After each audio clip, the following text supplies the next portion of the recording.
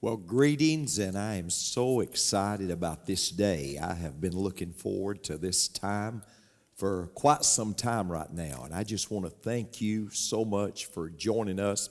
My name's Pastor Benny Tate from Rock Springs Church, and I'm just delighted that you are with us today. Let me give you some background.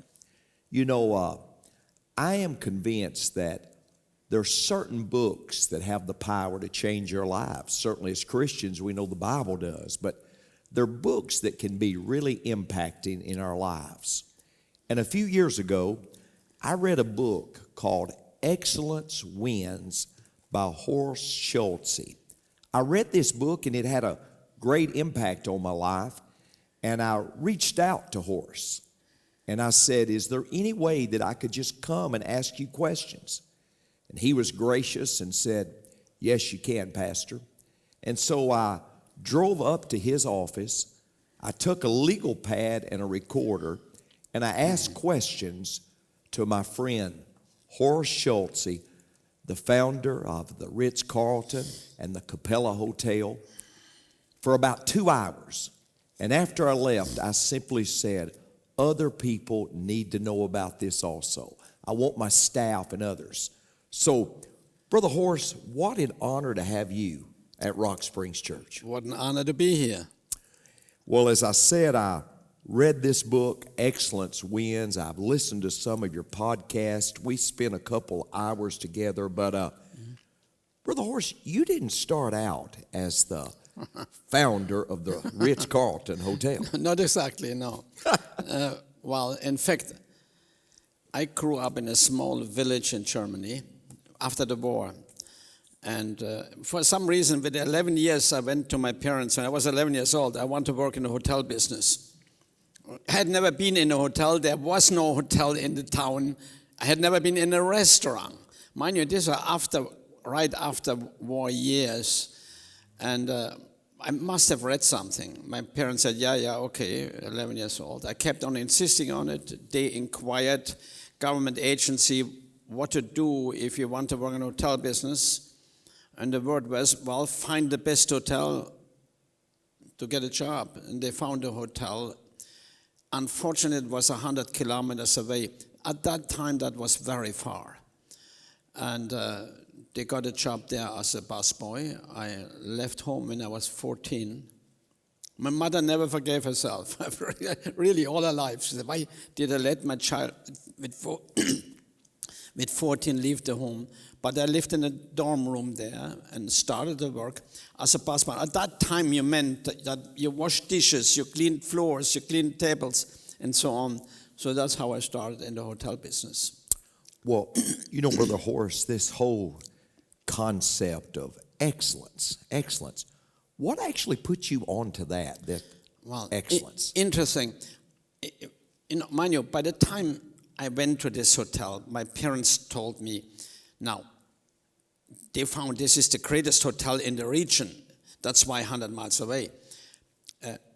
We could never go to a place like that. That's only for important ladies and gentlemen. Now behave yourself accordingly and all the stuff. When I got there, the general manager talked to us for a few minutes only. That's the only time he ever talked to me, or next few years. And he made the point, the guests that come here are very important, ladies and gentlemen.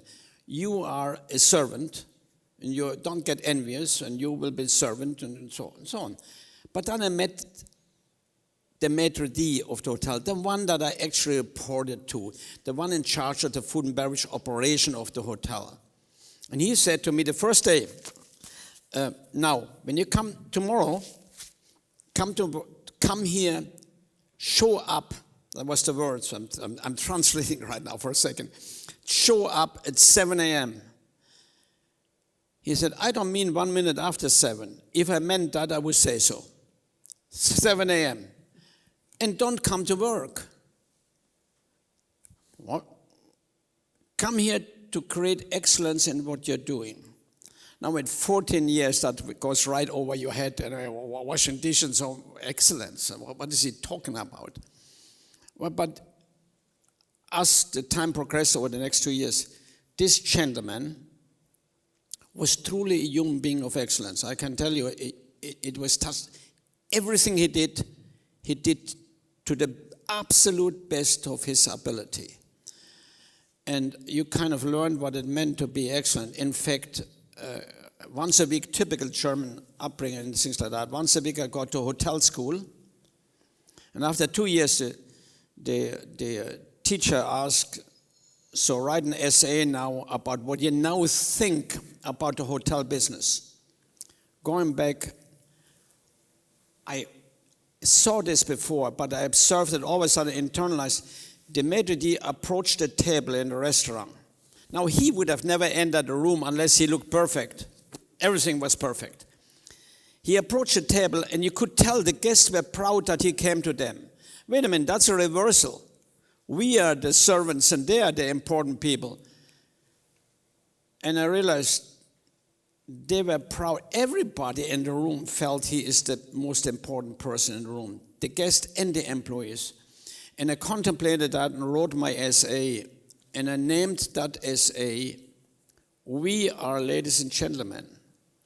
Serving ladies and gentlemen. We're not servants, unless we sentence ourselves to be servants by not being excellent in what we're doing. For the first time, I contemplated that we actually, and I am, actually can define myself who I am.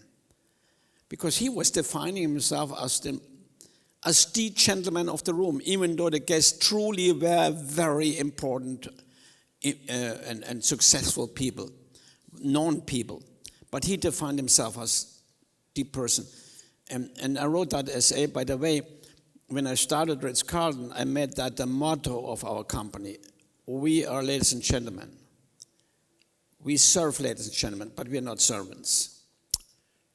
Brother Horst, you made a statement that I wish you would elaborate on. I heard you say, I think I've got it correctly. You said, excellence without warmth is arrogance. No, I said, elegance without warmth is arrogance. Elaborate on that. Well, I came to that same, particularly if you go to a very high-end European restaurant, the waiters happen to be pretty snobby, because then we learned, unlike here, frankly, here you learn how to take an order and deliver food. Well, we truly learned art and etiquette. We know exactly where the fork goes after you eat, before you eat, where and what. And so we learned that in the very fine restaurants. And now guests come in and don't seem to know that. The waiters look at it. Oh, look, they're not going to snobby, but otherwise they're snobby. Well, and the waiters feel they only in those kind of restaurants. Mind you, this is. But I have even seen that in the restaurants where I worked here in the beginning. The European waiters were singing, "Oh, look, the Americans don't even know how to eat asparagus. You don't eat it that way, or whatever."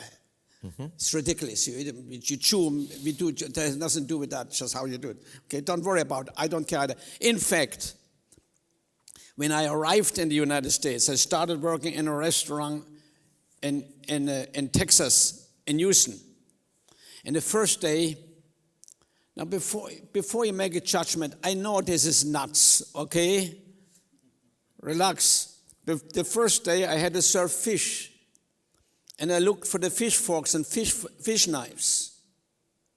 Didn't have any. What do you mean I have to serve fish without fish fork and fish knives? I was so appalled. I called my friend who lived in San Francisco. So I'm going to go back. They're all barbarians here. Now this was arrogance. This was a certain arrogance. I knew the elegance, but I didn't know. I actually called my friends and come back to Europe. I don't want to live with barbarians. I said, what do you mean? They said, you don't even have fish. He said, I work in a restaurant, French restaurant here. We have fish fork. We need a waiter. Why didn't he come? So I left and went to San Francisco. In the meantime, I don't have fish forks at home or fish knives, just so you know. So, but that's how you you think sometimes if you're culturally set there, and that is a certain arrogance. That's what I meant. I see. But if you have warmth and understanding, then your elegance is elegance. Yeah, you can do something elegantly, but the arrogance doesn't belong there. Right. You know. Horst, you made a statement, and as I was reading the book, you talked about the staff, the ladies and gentlemen that are serving ladies and gentlemen. You talked about the fact that if somebody has a bad experience, that up to $2,000 that they can correct it. Elaborate a little bit on some of that. Well, you have to understand the guest, the patient, the client, probably also the parishioner. Yes. There are three types. There are the ones that are dissatisfied. Then the ones that are satisfied, and then the ones that are loyal. And what makes the difference? The dissatisfied ones, they become terrorists against the organization. They go today they go on to the social network, and so they become terrorists. They're dissatisfied. You cannot afford that. I made up my mind, I cannot afford people taking away from who we are. And then, of course, then there are the satisfied ones. They go next door if they think there's a better deal somehow there. And then there's the loyal ones. Why are they loyal? They're loyal because they trust you. You have to be careful here. Trust is accomplished by relationship, not by product. If you go and buy whatever in a store and you become loyal to that particular store, know it or not, it's not the product that makes you loyal, it's the relationship. So that has to happen. So what I want to do is I would never want to have somebody that become a terrorist. And so we taught our people, whatever it takes, if a guest is unhappy, you are empowered, no matter who you are in the organization. Mind you, I had hotels in 5 continents. And I said, no matter who you are, if you're a busboy or who you are, doesn't matter. If you run into a guest that is unhappy, you are to move heaven and earth to make him happy. And you can make a decision up to $2,000. Any one of you, and I will not question you. You can make the decision, whatever it takes to make sure that that guest doesn't go out there and talk negative about you. Now, in addition, economically, I knew one more thing. I knew that the average guest of ours, the average age was 43 years old. We knew that. We had all the analysis statistics together. Was 43 years old. So they could travel another 30 years. And based on what they were spending for us, they would spend another $200,000 with us lifetime. I didn't want to lose the $200,000, nor did I want them to talk negative. Right. So it was a simple economic decision. Yes. But I also, at the same time, wanted to tell all my employees, I trust you. Yes. Economically, did you find that it worked for the horse? Absolutely. Dramatically, yeah. Yes, yes. We became the #1 brand in the world. We weren't only voted #1 hotel company in the world. Mind you, I told you we ran in 5 continents. Every one of our hotels, wherever it was, if that was Africa or Asia or Germany or Philadelphia, was voted #1 in their location. Wow. Every one of them. We were voted best brand in the world, not best hotel company, only brand, against names like Mercedes and whatever. Best brand in the world and so on during the time while I was running the company. It was just the fact that our employees were aligned to that thinking. Well, Brother Horst, hypothetically, if I received a job at the Ritz-Carlton, what kind of training would I go through? What would happen? Well, first of all, when we interview you, we are not offering you a job. Okay.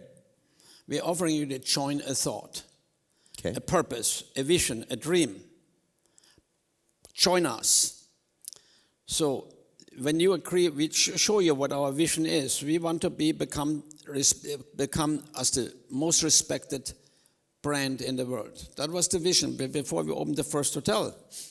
And so now I'm interviewing, saying, here, do you want to join me? Do you understand? And then I connect you immediately to the motive of that. I said, the reason why we want to accomplish is so we grow, so you will have opportunities. So we'll be having more guests in the next company, so you make more money. And so we will be respected as fine professionals, so you will be respected. So I'm connecting you to the purpose of the company, the vision, be the best, and to the motive of the company.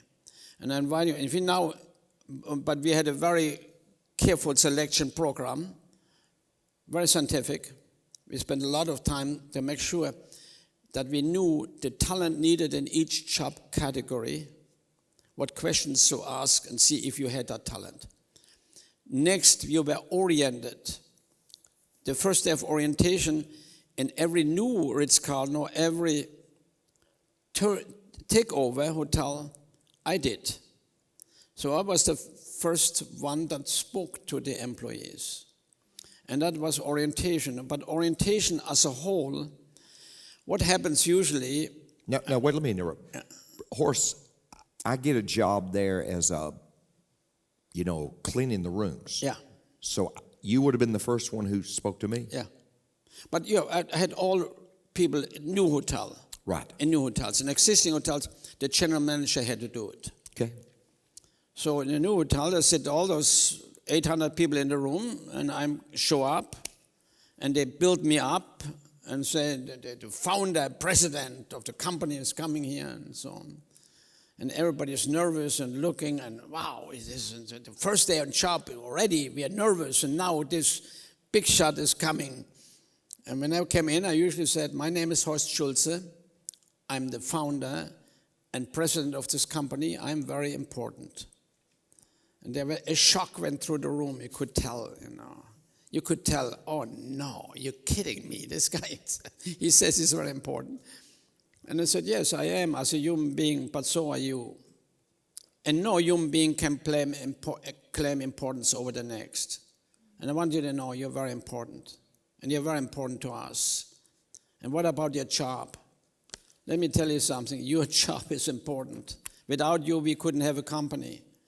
If we open the hotel, we don't wash dishes, we can't function. If we don't make the beds, we can't function. If we don't cook food, we can't function. You are important. But relative to the job, by the way, so if you don't show up next week, we have a problem. And between you and me, if I don't show up, nobody will even know. You're important. And I want you to know that from the day on, first on. And then I went on to tell them who we are, what we think. What happens usually, this is true. Look, I work with many, many companies around the world still, many companies, not hotel. I don't take hotel work anymore. I just came back from Saudi Arabia, where I'm on the board of a company, very big organization. I'm going next week to Indonesia, where I'm on the board of a conglomerate. I work with many, many companies. And everywhere it is the same. People get hired to fulfill a function, which is immoral. The chair on which you're sitting is fulfilling a function. You hire people to become part. And then the first day of work, you tell them who you are. You explain who you are, what you think. What happens in the first day of work? Everywhere. The new guy comes in. Bill, the new waiter, comes in. First he has to fill out all kind of papers. And then he gets the rule book. Here's the handbook, the rules, our rules. Here it is. And then the manager comes and says, Bill, we are a team. The pathetic team speech happens. We are a team here.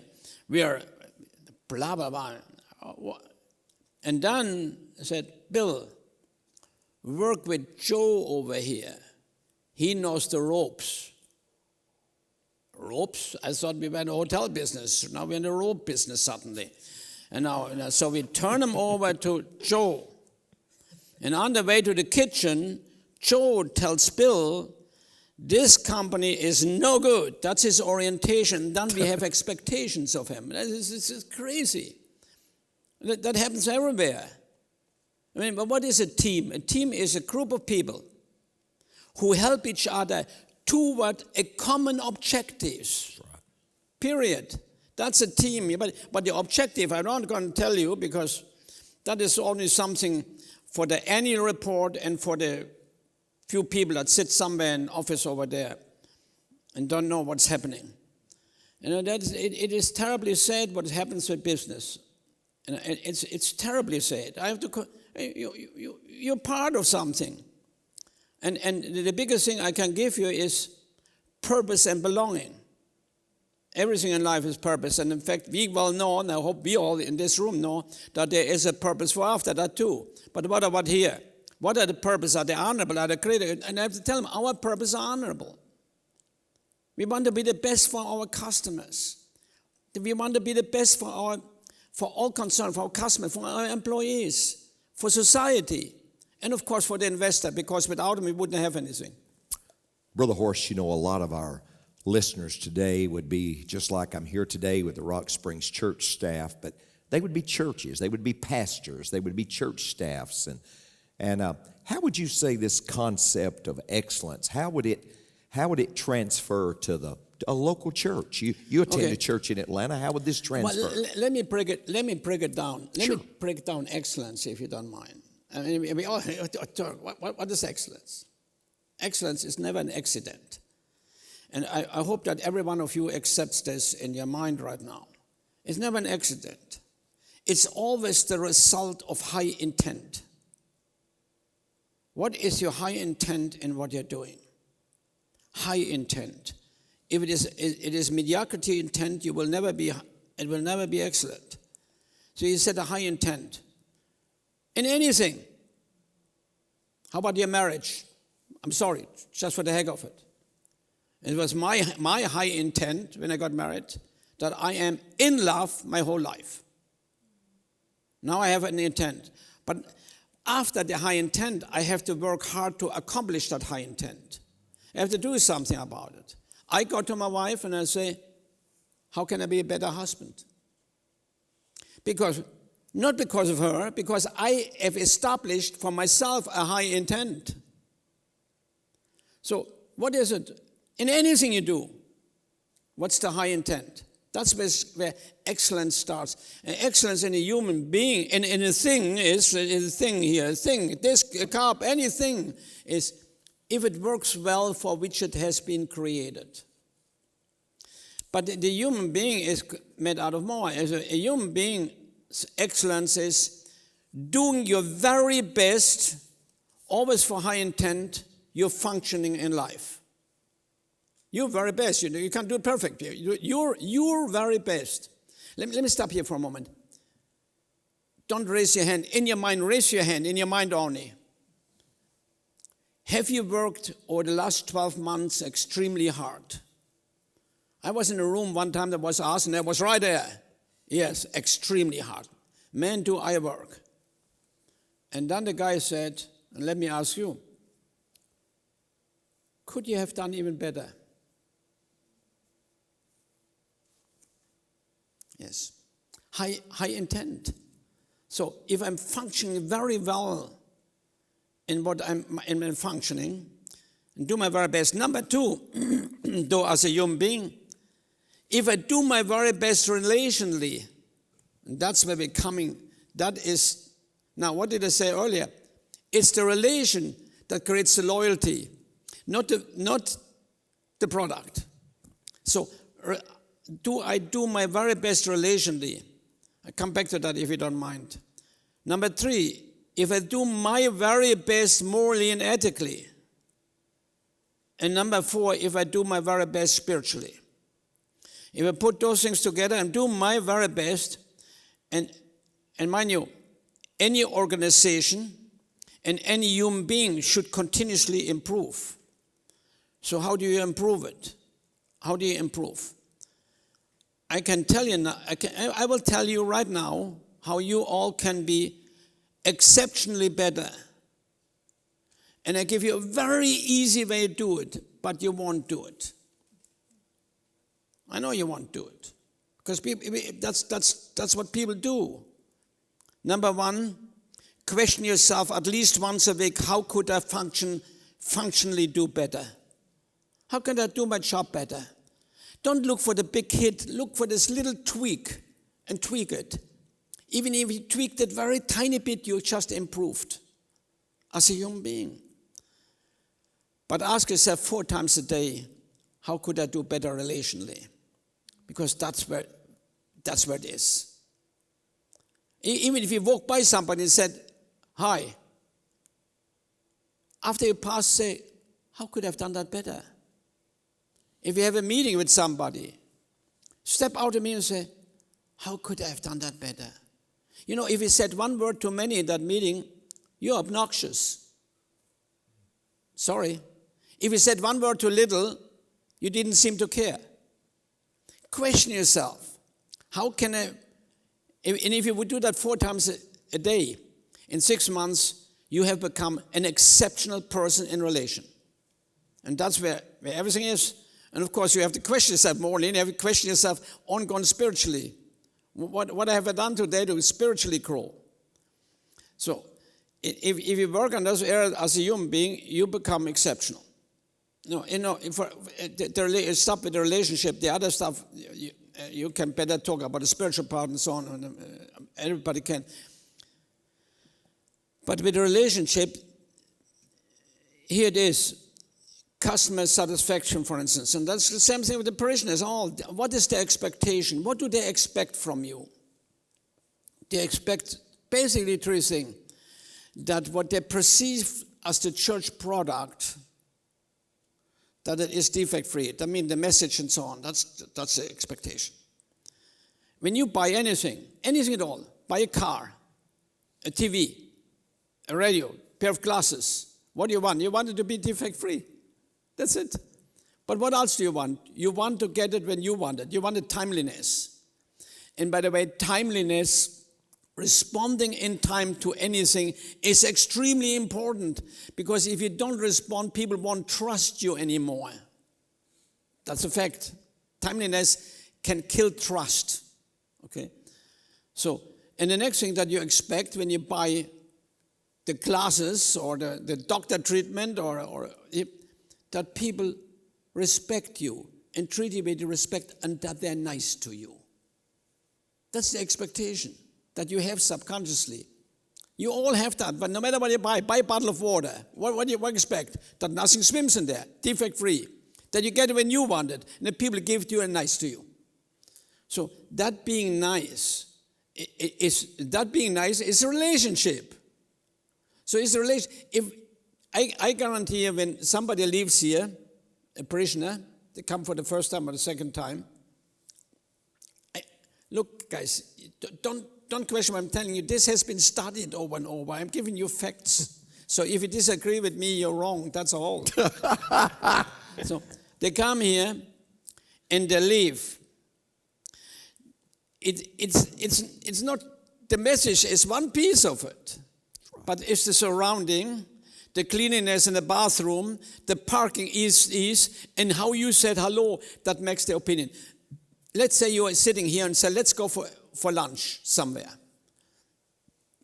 I consulted a long time, 30-some years ago, with Chick-fil-A. When they say, it's my pleasure, that was me, okay? So I consulted with them, and Dan, Kathy, who was a good friend, we run races together, he said to me, have you been in a Chick-fil-A before? They were owning at Atlanta at the time. I said, sure. He said, what do you think? I said, Dan, you're the best of a lousy lot, but you're not good. He said, well, what do you mean? What do you mean? I said, well, let's go. And I said, they're not quite looking at you and so on and so on. And he said, you better consult with us. That's how that happened, okay? So, but when you sit now, let's say you're here working and say, let's go somewhere for lunch. I don't know if there are places around here. I don't know what you have. Where do you go? Where the food was good? Wrong. You go where you felt good. That includes the food. They come here once because they're curious. The second time they come here because of how they felt the first time. And the third time for sure. They won't come back unless they felt good. That includes, in the restaurant, that includes the food and the cleanliness and how they looked at you, how they said hello to you, how they respected you, or didn't respect you. And that's how it works. And excellence is not one thing in a human being, but the key reaction that the world has to you is your relationship excellence. Brother Horst, I'll tell you, as I was listening to you talk, I feel like I'm drinking from a fire hydrant. I mean, this is... I get carried away. I don't... No. I love it, It is so good. You were talking about Dan Cathy, and Dan Cathy was here, and he said something. He gave me a quote by Ben Franklin, and I know you know the quote, but Dan Cathy actually gave me the quote. He said, Benny, always remember, the handshake of the host affects the taste of the roast. Mm-hmm. Yeah, the handshake of the host affects the taste of the roast. And so a synopsis of what you're saying is so much boils back to relationship and interaction with people. Yeah. Well, and mind you, we taught our employees in Ritz-Carlton and later Capella. By the way, Capella is a company formed after Ritz-Carlton. Capella, you probably have seen one. Most of you have. When you watched President Trump in Singapore meeting with Kim of North Korea, that was in a Capella Hotel. Capella Hotel, when I was running Ritz-Carlton, this was the ego thing, yeah. Much of it was ego. I wanted to create the best hotel company in the world. And we did. We were voted for 18 years in a row, number one, a couple of years in number two, but always number one in the world. And then I created Capella. And last year, 3 months ago, Capella was voted number one in the world. And the hotel and the company, and in fact the hotel in Bali was also number one in the world. So what's the secret? It's no secret. Let's respect people. Here, let's respect the customer. Let's find out what they really expect from us. Let's do it for them. And let's respect our employees and create an environment in which they want to do it. Not have to do it, but want to do it. That's all. But we taught certain expectation of the customer. One of the expectation is subconsciously, I worked by behavioral analysts in Europe and in Colorado, subconsciously, each of you, accept it or not, you make a decision about somebody when that person comes within 10 feet of you. You make a decision with them. You can't help it. Oh, society, I'm sure, if you haven't figured out the last couple of years that society is a big liar, then you will never figure it out. Society is not right, okay? Otherwise, Hitler would have been right because the society was for him, okay? So don't think what they all say is right. Sometimes it is, sometimes not. Only what's in the Bible is right. That's the only thing, 100%. And the reason why we are not right anymore, because we don't follow that, okay? But within 10 feet, you make a decision about people. But they make a decision about you. So we taught everybody, no matter what you're doing, when somebody comes within 10 feet, if you work on the floor, you get up and you look them in the eye and say, good morning, sir, how are you today? Don't say hi. Because if I say hi to you, I'm kind of saying we're equal. But if I go and say, good morning, ma'am, how are you today? Then I'm saying I respect you. But at the same time, I'm saying I'm professional, I'm first class. I'm giving two messages here. Both messages I want to give. I respect you.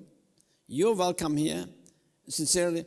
But if I know them, I can say, hi, Joe, how are you? I'm glad to see you. But what if I would step back now and say, how could I have done it better?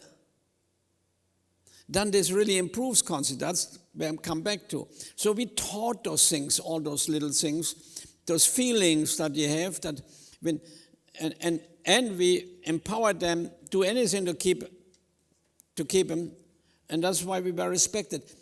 You know, our mattresses were not different than anybody else's mattresses, and I didn't make them. All we did is serve. And let me break that down for a moment. And you're doing the same thing. You serve them.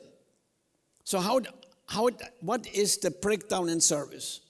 It starts the instant you make contact, and that instant is 10 feet. That's the instant it starts. It doesn't start a half a second later. It starts, good morning, sir, how are you today? Welcome. Mean it. And then it moves immediately into serving them It's not about you anymore in that moment. It's about them. Helping them to feel well. It's not about your product. It's helping them to make the right decisions. And it's not about the hotel anymore. It's about them.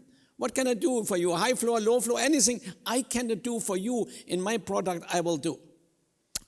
And then it ends up, thank you for allowing us to serve you. Have a wonderful day. That's how it works. You know, Brother Horst, I talk to our staff a lot of times about let's start with yes. Let's start with yes. We may eventually have to get to no, but let's start with yes. You talked about the terrorist. And how would you say, though, if we're not awful careful, I believe, as leaders, as organizations, we can start seeing everybody as terrorists. How would you say we deal with that? Okay. All right. Again, those three type of customers. We put it different, and forgive me, we had some words that you don't use in the church sometimes, I guess. We said, I expected that every hotel creates a high-end satisfaction, we call it top box, on a scale of 1 to 10, 10, okay, that we are at least 92% 10. All right? And we knew in our surveys that of complainers, people that complain, 96%, those are statistics not for hotel but overall, 96% of a person that complains, they want to get rid of their frustration. They're frustrated and they tell anybody. They're telling the next person. Remember that. 3+ percentage points, there is actually something happened where remedies have to be made. Okay? If they lost their suitcase, believe me, you have to make a remedy, okay? I mean, a remedy has to be made. Then there is less than 1%. We call that, don't tell anybody, we call that the jerk factor. We said they're jerks. They want to complain and they want something. Here was the rule in the company. There's only one person in the company of 25,000 that can decide who is a jerk and who is not, and that was me. So nobody else can make that decision. There may be, but you don't make that decision. I can. So if you have a situation that is very, very serious, you can let me know and I will make the decision if they're jerks or not. Because that is one thing I cannot let you do, because pretty soon everything that happens, well, he was a jerk. And that doesn't work that way. So that was the only one. So, and we had it. And we had people that called and tell one story in the book. He said, it's a true story. Right next door to us, there was the Ritz-Carlton in Buckhead, I don't even know, in Atlanta, and our office was right next door. And the general manager called me and said, Horst, I cannot live, I cannot do it anymore. This guy cannot stay in the hotel anymore. He's here a week. Every morning comes to my office for an hour and tells me what is wrong, and he's lying. But not only that, he pinched one of the ladies in the club lounge. I said, here's what you do. You double lock his door when he's gone, make a reservation in another hotel, have the limousine waiting for him, and say, Mr. Miller, we intend to make everybody happy in this hotel. We tried, and forgive us, we were unable until now. We try one more thing now. Put you in another hotel. Maybe that works. But you're evicted. But the limousine is waiting for you and said, we do it for you because we are unable. We want you to be happy. We do it for you. And of course, I knew that he would call me. Sure enough, he called me a few minutes later. I said, Mr. Miller, don't tell me. I know everything. And I gave the order to evict you. I will own you. I will sue you. I will own your company, and I will own your children and your wife and everything. I mean, he was, okay. And I said, and I sue you, of course. And I said, okay, but I will show up with a lady in the club lounge that you pinched. She will be sitting beside me in the courtroom, just so you know. He never sued. I'm not kidding you. About 8 months later, I get a call from Naples, Florida, and said, Horst, I have this guest or from hell in the hotel. He is a long stander. He's 10 days here, complaining every morning for an hour, and he's lying, and he pinched the leg. Mr. Miller is there. How do you know? I said, I know. Here's what you do. And when the camp was double locked, and he said, Mr. Miller, we are here to make sure everybody, not again. And he moved out, and we never heard from him again. He's a jerk. Yes. Okay? But it happens, but you cannot force everybody into that category. You have to look at you. So you're saying a very, very, very, very, very small percentage. Yeah, very tiny. Brother Horst, something else that you talked about that I really liked. You talked about how your team, how they took ownership and how they said, hey, no, I'm sorry. Oh, yeah. Well, yeah, if you get a complaint, and that by the way, we certified, every employee was certified in problem resolution. Every employee. So there are 3 steps when somebody is unhappy and tells you. Accept that they're frustrated. You have to accept it. So the first thing is you listen. Goodness, don't look the other way or something like that. Look them in the eye and listen. And show that you're absolutely empathetic. That's the first, listening. The next thing is you show empathy. And then you apologize. You apologize, not they. I am sorry. I am sorry. Because if you don't do that, they haven't gotten rid of the frustration. You have to take and say, I'm sorry, please forgive me. No, you have nothing to do with the problem. The busboy, the TV doesn't work. The busboy now has to say, I'm sorry, please forgive me. I'll make sure it gets fixed. So, listen, empathize, apologize, correct, and then delight. That's what we said. What does correcting means? Well, make sure the TV gets repaired. You know where to call and they repaired. And said, this is a complaint, and everybody knew when something that had a bang, it's done. And then the busboy should say, empowerment. I feel so bad, I buy you breakfast. And the guest that complained is nearly embarrassed that he complained at that point. So you change this person who potentially would have gone out as a terrorist, you make him a loyal customer, an ambassador. He becomes an ambassador rather than terrorist. But it's essential that if somebody is, I can't emphasize that enough, do not point to other people or to the organization or they do it always or something crazy like that, but look them in the eye and feel bad and say, I'm sorry. I'm really sorry. I'll make sure I do everything to correct this. That's it. Brother Horst, I truly believe that the piece of advice that you just shared with us, the approach that you all have there, I believe it would transform churches. I believe it would transform organizations if we would simply follow that. Speaking of advice, Brother Horst, you've been leading for decades. And this could be vague, but what's some of the best piece of advice that Horst Schulze has ever received? Well, very definitely that first piece of advice I got from the Methodist, and he said, "Don't go to work to work." That was absolutely, it was overwhelming. I can tell you a follow-up on that for a moment. I went when I left that job.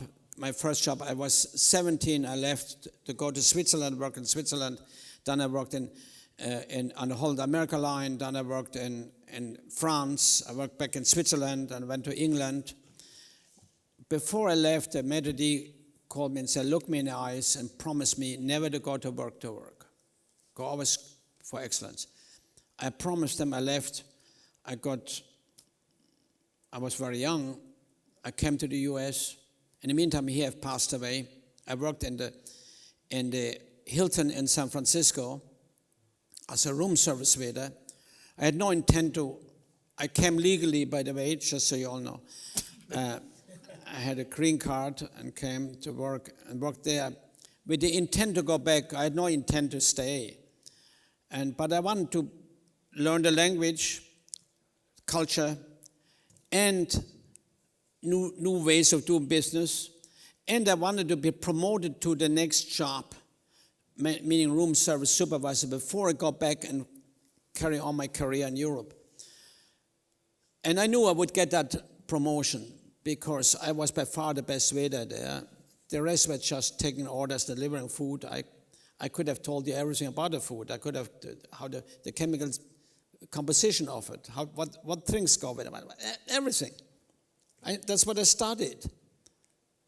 And I was the best waiter. And I knew I would get a promotion because the room service manager was German too. I had an in. That was mine. Sure enough, there were 4 supervisors. One of them got promoted a few months later. There was my job. No question, that was my job. I built my whole future, my life on that promotion to go back and so on. This is it. And I didn't get it. Another guy got a promotion. This was such an ego blow and suffering and deciding that management is stupid. And that was a decision that was very clear because I didn't get it. And it took a few months before I recognized the other guy deserved it more. I came a few minutes late in the morning. I was very young and still partying quite a bit in the evening. And came in the morning just a couple of minutes late, not much, I knew, big deal. And you could see from 100 yards that I was tired. And when the manager said, let's do some side work like folding napkins or whatever, I said, why me? Why not the others? The guy that got promotion was never late. He smiled in the morning. He said, I'm happy to do that. And I came to that conclusion, and I went back to my horrible little furnished room that I lived in, and I talked to my maitre d'. He wasn't there, he didn't show up, or anything like that, but I talked with him. And I apologized that I went to work for work. I slipped away from a commitment, from my own belief, and I apologized. And I promised him it would never happen again. Never will that happen again. I knew I had to process myself and do things so it wouldn't happen. I wrote on the mirror for years afterwards, where I would shave in the morning, go to work for excellence, to remind myself, go to work and smile when I walk in there and say, okay, not be miserable about somebody, by anybody. And it works. And after that, my career took off like a rocket ship. I tell you, I went from waiter to supervisor to restaurant manager to a catering manager to food and beverage director, and then I joined Hyatt. That was now a period that I just mentioned of 4 years.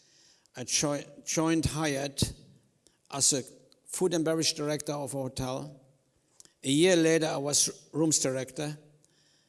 A year later, I was general manager. 3 years later, I was promoted to a very large hotel as general manager. 2 years later, I was regional vice president over 10 hotels.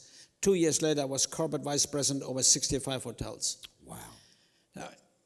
But I never went to work again a day for work, but nothing but the great excellence in what I'm doing. You know, Brother Horst, as we come to a conclusion over a few things, certainly I've met with a few people, maybe a bunch of people that have had success and significance in their life, and certainly that would be you. Horst, if it's okay, how has failure? I've never met with anybody who's been successful and had significance. Never in my 57 years, I've never met with anybody who failure did not shape them in a great way. Oh yeah. How's it shaped you? Clearly, I gave you one example just now. Mm-hmm. Of course, there are many setbacks. It's ridiculous to think they're not there. But I would like to tell you a little story that is related to that. So I worked with Hyatt, and I was extremely successful in that company. As I told you just now, I was a star in the company. Literally, I had golden handcuffs. Somebody asked me, what is golden handcuffs? Golden handcuffs is the company comes to me and says, look, Horst, look here, I show you a lot of money. A lot. Look at it. It's yours. if you stay till you're 60, if you leave one day earlier, it's not you, nothing is yours. That's called golden handcuffs.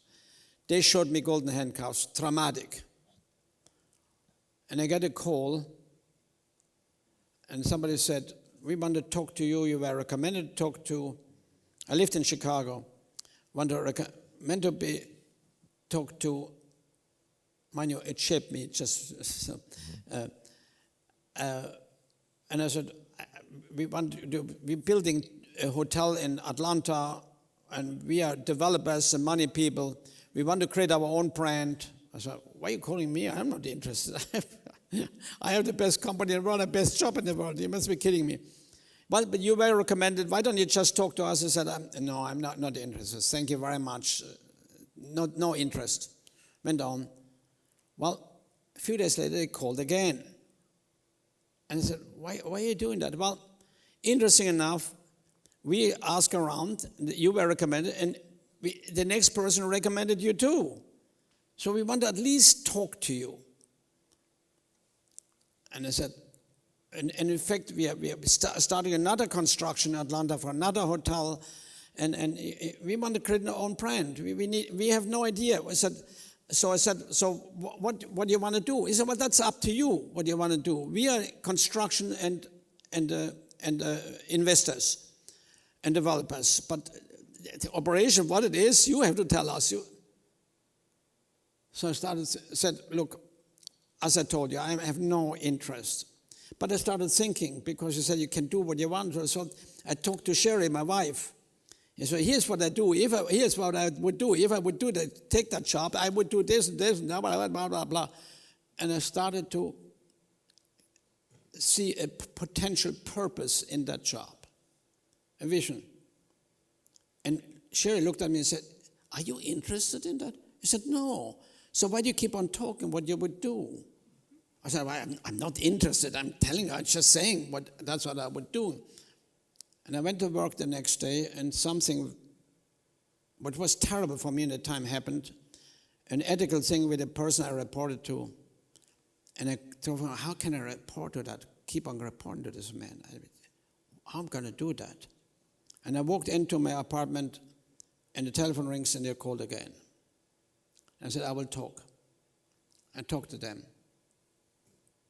Sherry I was praying with her some, but she was praying very hard in the meantime, because she could see something, that the door would close and the door would open and so on. She was praying really hard. I talked. They promised me I could do what I want. I said, I want to go hard, top end. I have no interest to compete with the leaders at the time. I want to go above them. They said, fine. I accept the job. In the middle of 82, and in January 83, I moved here. Sherry didn't come right away. She was pregnant. She wanted to have a baby with a doctor in Chicago. She came a little later, and in the meantime, we found a house and so on. And we started, and sure enough, a year later, we opened our first hotel, Bucket. And things didn't go well. Things with the company, with the leadership there, it was a disaster. In fact, it was pretty clear we wouldn't make it financially. Because some people spent money that bought a plane and things. It was crazy. And it was very clear it was over. I didn't tell Sherry. She had moved in the meantime. We had 2 years there, she was pregnant again. And it was a total disaster. And I said, what I'm going to do? What I'm going to do now? I don't tell her. She's pregnant. We couldn't sell our house in Chicago. We owned that. We owned the money here for the new house. It was a terrible. And the company it was over. So I said to her, I had to tell her. So I said, let's sit on the terrace. And said, darling, we made a mistake moving here. The company is not making it. And Sherry, that's her, looked at me very relaxed and said, why would you argue with God? We didn't make a mistake. We prayed heavy enough. We are here. Maybe the company doesn't work, but we didn't make a mistake. And I looked at her and said, wow. I said, I will never argue with God in front of you again. But then she said, you're preaching and teaching everybody nonstop to not concentrate on excuses, but concentrate on the vision. Your vision was to create the best hotel company in the world. And suddenly you concentrate on failure. You're going against your own preaching. I said, wow, yeah. And I went back and called all my guys together and said, listen, guys. And I said, guys, half of them, in fact, were ladies. And I said, here, we are going to make it. We will be the finest hotel company in the world, period. No matter the present situation. Now let's sit down what we have to do. And we made it. So what's the gist of the story? You know, that's where I learned in the meantime, that's where everybody breaks down. If they have a vision, very few people have. Very few people have vision, meaning purpose in their issues of life. Even people who have the purpose of eternity still don't have. You have it here too. What's the road there? There have to be visions on the way there. And they find suddenly an excuse, an explanation why it doesn't work. There's nothing good in your excuses. Nothing. It is all in the vision. And if the strength of a real leader is to keep focus on that vision, no matter what. Amen. No matter what. And Sherry, and I preached that. And there I was all of a sudden living in the excuse, if you will. I can explain now, it's not happening, so I'm not going to explain why, so that people don't think it was me. And she said, wait a minute. What you're preaching all that stuff to everybody else, and you're not living it? Mm-hmm.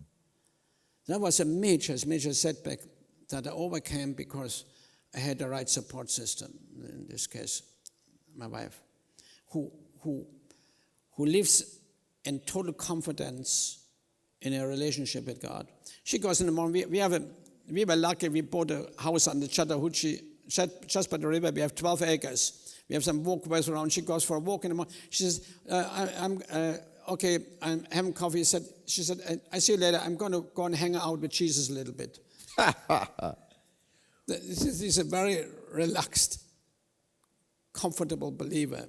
I hang out with Jesus. Okay, I hang out with my coffee. Go and hang out with him. It's okay. What did he say? That's my wife. Brother Horst, I heard you say something, and as we wrap up, this really spoke to me, and to be honest, I started doing it. I started doing it from you. You said, I don't remember if it was in a podcast or where I heard you say this, but you said as you drive home, every day, there's a certain spot. And when you reach that certain spot, you say, thank you, God, for my beautiful, precious wife. Yeah. Well, again, my high intent is to be totally in love till the day I go home. Not just love my wife, but have, if you think about marriage, I try to tell everybody that because I don't want anybody to miss out on it. This is the only human institution that's God ordained. And there's nothing greater. There's absolutely nothing greater. So I have that vision. I have to do something about my vision. So I have to constantly remind myself, so I don't ignore it. But yes, that's right. We have a gate that opens, so I wait for a second the gate to open with the driving in. And that moment it says, thank you, Lord, for my sensational wife. And I look forward anxiously to see her every day. I mean, we have to, guys, I can only urge you, take the moment with your wife and look in the eye and say, how can I be a better husband? After she cried, she will tell you. She'll tell you. I mean, but you can't just hope for it. You have to take the step. You see, it's about the customer. In this moment, it's about your wife. So it's not, I do for the customer. No, I have to, just for a second, what's a great company? A great company understands their market. There they are. All those people over there is our market. They understand them. And once I understand what they want, they have to do what they expect from me. And I have to make sure that everybody that works for the organization does that.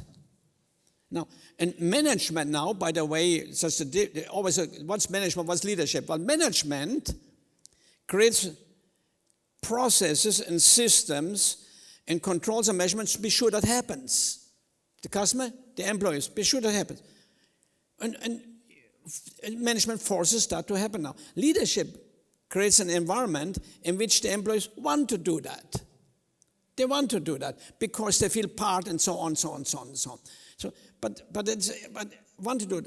But I can only be ideal in my delivery by doing what they want, not what I want. But in a relationship, that is true too. It can only be the deal if I adjust myself also to you, not only to what I want. That is a horrible relationship. So how do I know what you want? I have to ask you. Amen. Come on, be strong. Be a man. Be strong enough to do it. Don't be, But our macho-ness, we are too macho to do that. I'm a man. I won't do that. Okay, sentence yourself to run a second-class relationship. It's very good. Folks, I have read a lot of books in my life, and I'm still from that old school. I still like to hold the book, just as I held this book right here, Excellence Wins. And what I do when I'm reading a book, I will have a pen with me, and I'll underline. And after I underline, sometimes I'll put good. I'll just put that little word, good. But sometimes when I underline, I put gold. Gold. That means it's especially good. I want you to know something, Brother Horst. My hour with you today has not been good. It's been gold. This has been gold. Thank you. You have been such a blessing. Thank you. Thank you for coming to Rock Springs Church. Thank you for doing this recording with me. Nice to be with you, and God bless you all. Good luck, everybody. Go out and get them. And everybody, just one more comment on that. You go ahead. When every one of our employees knew, every single one, doesn't matter who in the hotel. If you would have asked anybody in Capella Hotel, anybody, the pot washer over there, what is your objective here? He will answer you, I'm here to convince the customer to want to come back. That's everyone's your objective. That somebody walks in. If somebody walks into my hotel, I tell you that, I got them. They're mine. They're mine. That has to be your attitude. If somebody walks in here, first time, they're ours. We got them. That has to be everybody's deep objective. So you act accordingly. And what is it? It's the relationship piece. And then you step back and say, could I have done it even better? And you will keep everybody after a short time. Amen. Brother Horst, it's been my pleasure. Thank you very much. God bless. God bless.